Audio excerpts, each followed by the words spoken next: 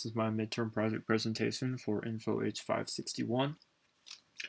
So this project really focused on grocery shopping and understanding the process that goes into it. So we use a couple different research methods like contextual interviews, traditional interviews. We also use personas, infinity diagrams, experience maps, all of this to try and understand the likes, the needs, and the wants of a grocery shopper and the positive and negative things about the process. And then we were able to take that information and think about usability needs to piece together what a potential grocery shopping application might look like. So starting with the contextual interview, I use my mom for this. She grocery shops every single Saturday morning. She has for as long as I can remember, so I think she's an expert shopper. So I went with her on one Saturday morning to observe her grocery shop and observe that her process about doing that. And some information I got from it is that she uses a pen and paper list. She adds items to that list and they're about 3/4 of the way gone or empty. And she only adds items to the list that aren't bought weekly. So she has items like fruits and vegetables, turkey and cheese, and things like that that she gets every single week. And because she gets them every week, it's not necessary for her to add them to a list. So when we got to the store, we started at the fruits and vegetables section, since that was the first section that you come across when you walk in the store. And then from then, she really circled the store from left to right and kind of received the items when we passed them. She didn't really have a particular order getting these items. She looked at the list after every couple items to make sure we were on track. And then when we were finished, she looked over the list one last time to make sure we didn't forget anything. I noticed that she mostly knew where everything was since she'd shopped at this Kroger we went to for a couple years now. And she rarely used the aisle signs. She did every now and then, but didn't use the aisle signs very much. And then we waited in the checkout line for about 3 to 5 minutes. So we drove home and unloaded the groceries, and then I completed a traditional interview with her in our kitchen. And from that, I got that she usually spent 2 to 4 hours a week grocery shopping.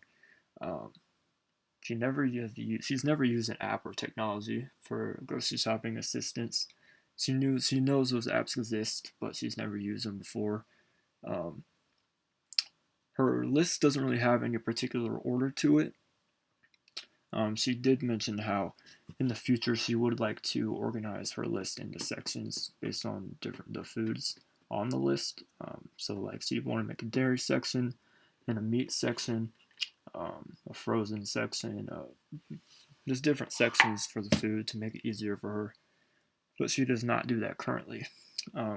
She did talk about how she felt comfortable at the store because she shopped there for a couple of years, and she felt like she mostly knew where things were. And she said she always feels like she has a pretty good rhythm when she grocery shops because of how often she does it. She mentioned how she loves to cross items off of a list. It's very satisfying for her. And she doesn't like to wait in lines at a grocery store. And she's mentioned how she has driven to the grocery store and gotten about halfway there and realized she forgot a list and has had to go back home to get it. So those are just a couple of negatives that she thought of about her grocery shopping process.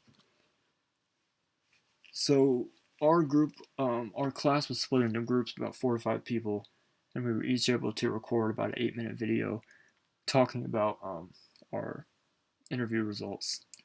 And then each member of our group was able to listen to each other's recording and put together some notes and kind of compare them to our own interviews to kind of think about similarities and differences and patterns and other things of that nature.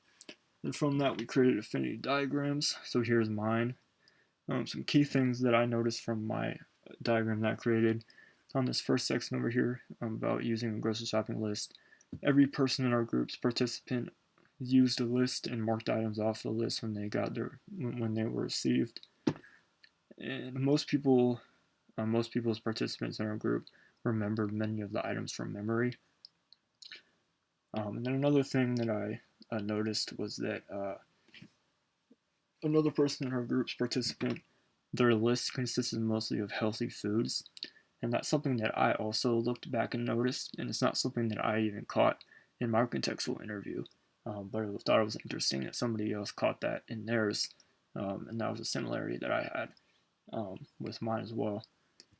And it was talked about how participants in our group didn't like when people were not aware of others. They didn't like when people stopped in front of them.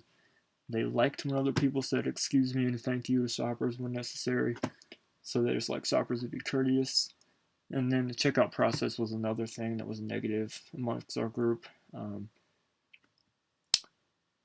People just thought it was too long.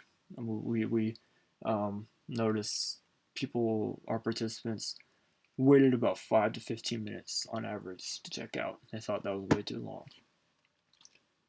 So after the affinity diagram, we created personas, which was just kind of an example of a potential user of an application.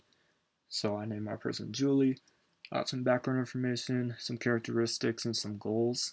And then on the right here, I have a description of Julie in a little bit more detail. And then I also talked about her grocery shopping process. And all this information was gathered from that affinity diagram and from the interviews that we did. Next, we created experience maps. We also did work activity models, but this is my experience map. So I used a persona from the previous slide and created this diagram, which shows the process that she would go through when she grocery shops. So she would prepare, she would shop, she would review, and check out. So for example, to prepare, she would create the list throughout the week and review that list. She would shop by navigating the stores by sections. She would be aware of others around her and buy mostly healthy foods. She would review by marking items off the list, checking that list after every couple items were received, and then making sure nothing was forgotten when she was done shopping. And then at checkout, she would find the shortest checkout line. And then at the bottom here, I have some opportunities from this information to possibly improve that grocery shopping process. So after completing all these documents, we were able to think about some requirements we would want to have in a possible application for grocery shopping. So some things I thought of, users should be able to add multiple items to a list, very simple. Users should be able to create sections within a list, since that was something that was talked about with my participant. Users should be able to cross items off of a list. That was a big topic of conversation, or of similarity within our group with our participants. So I thought the application should have that feature in there somehow. Users should be able to see how healthy an item is after adding it to a list. That was another similarity I found with our affinity diagram, using our affinity diagram. And then lastly, users should be able to add and save their favorite recipes, and that kind of just fits into how organized and our participants were and how they like to plan things. So I thought that'd be a really cool feature to add. So this project was actually really cool. I enjoyed it. Some things I got from it. I learned that contextual interviews are very important, and I didn't realize how much you could get from just observing someone completing a task. I'd never done an experience map before, so this is my first crack at it.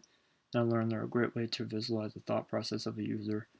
And then finally, I really like affinity diagrams.